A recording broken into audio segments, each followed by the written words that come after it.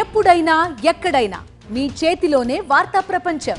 మీ మొబైల్లో, మీ కంప్యూటర్లో, మీ టీవీలో.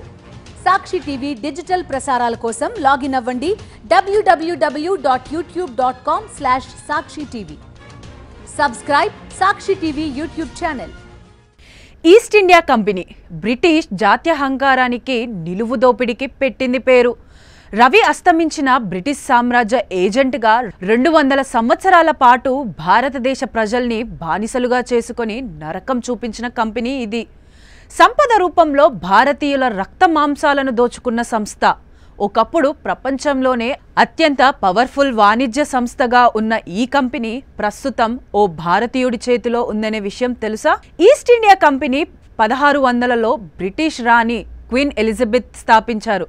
ఇది ప్రారంభంలో మసాలాలు, సిల్క్, కాటన్ వంటి వస్తువులను దేశంలోని తూర్పు ప్రాంతాల నుంచి వర్తకం చేసేందుకు ప్రారంభించారు. క్రమంగా ఇది ఓ కమర్షియల్ కంపెనీగా మారి తరువాతి కాలంలో మిలిటరీ, అడ్మినిస్ట్రేటివ్ పవర్గా డెవలప్ అయింది. సొంత సైన్యాన్ని, సొంత కరెన్సీని ఏర్పాటు చేసుకొని చివరికి భారతదేశంలోని చాలా ప్రాంతాలను తన స్వాధీనంలోకి తెచ్చుకుంది.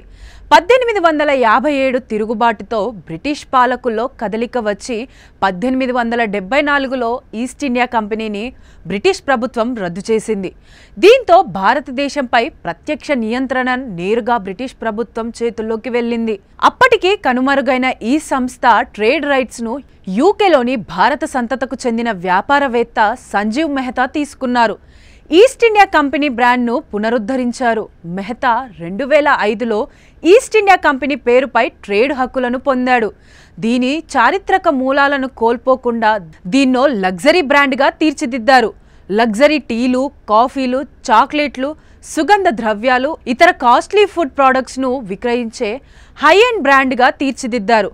లండన్లోని మెఫెర్లో ఫ్లాగ్షిప్ స్టోర్ను నిర్వహిస్తున్న ఈ సంస్థ ప్రపంచ మార్కెట్లకు ఉత్పత్తులను సరఫరా చేస్తోంది. వేల కోట్ల ప్రపంచ స్థాయి సంస్థగా మళ్లీ నిలదొక్కుకుంటోంది.